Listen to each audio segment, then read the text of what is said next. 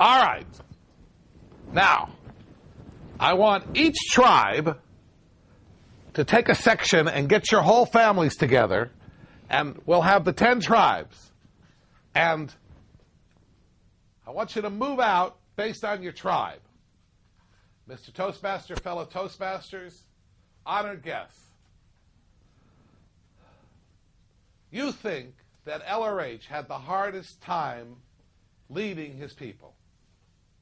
But LRH had more tech than the person who had to lead the Jews. There's a story that said that Moshe Dayan, no, I'm sorry, the woman, the prime minister, Golda Meir. There's a story about Golda Meir, and she met with the President of the United States. And the President of the United States says, I'm the President of 200 Americans. And she said, we got 2 million people in Israel.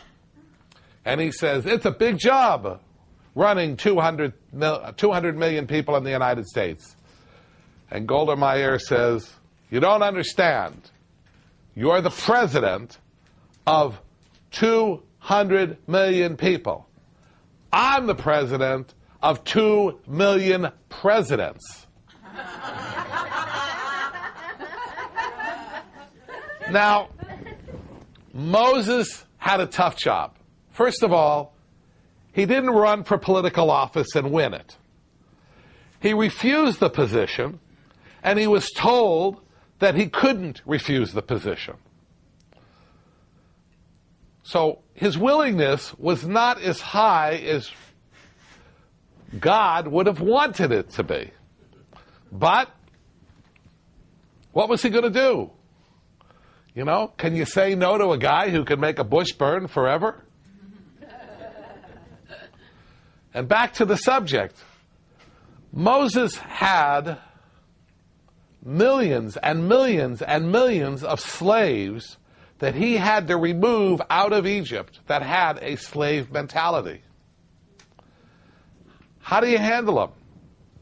Well, you asked for what we didn't know about Passover. So first of all, the Bible says that there were 500,000 adult males between the age of 16 and 60, and then you had wives and children and animals. But that isn't how many Jews there were. That number, by the way, is about 2 million.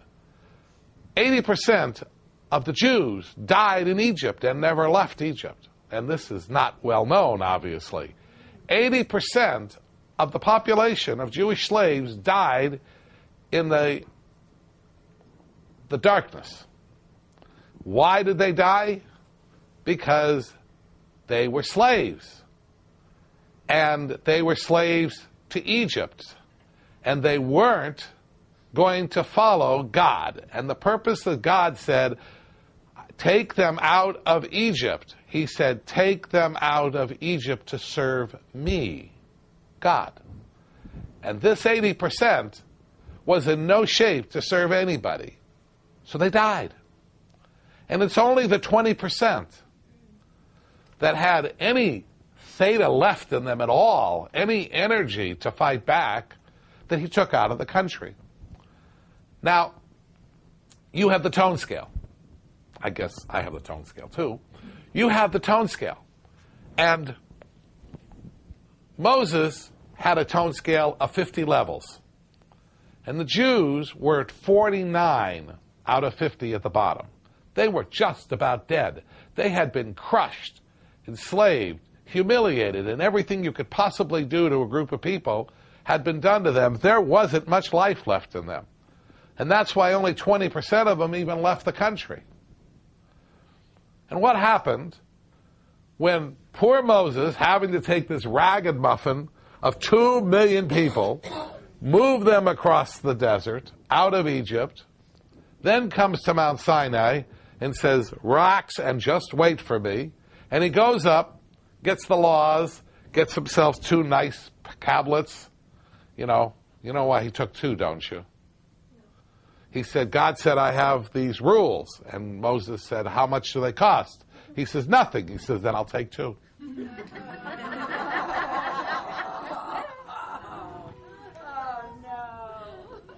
What did they do while he was gone? They went back to their slave mentality and took the gold that they took out of Egypt and made idol out of it. So they were reverting back to that state. And when Moses came down, to say he was a little bit angry, yes. He threw the tablets down and said, you didn't deserve to come out of Egypt. And after he calmed down, he went back up, spent another 40 days chiseling out another 2 tablets. These people were not people. They were a step above animals. And why did they spend 40 years in the desert? Because how do you make slaves into free men? You slowly, on a gradient, give them freedom. In the desert, they had freedom. And it took them 40 years for the old to die out, the young to grow up who were free, that had been born free, so that they could then proceed into their life. Today we have Arabs who are trying to be free while their masters are trying to suppress them. And they don't have the benefit of a God to go punish the leaders of those countries into letting those people go. So they're fighting for their freedom, but the problem is, once they got it, they don't know what to do with it. That's what happened in Russia. They rose up against the Tsar, and they had a new slavery by the new leaders because the whole mentality of the country was still a slave mentality.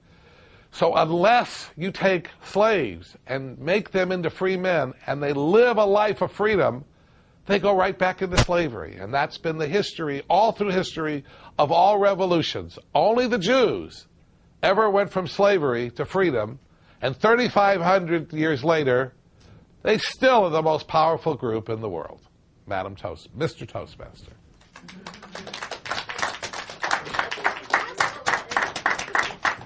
Well done. Willard Michlin.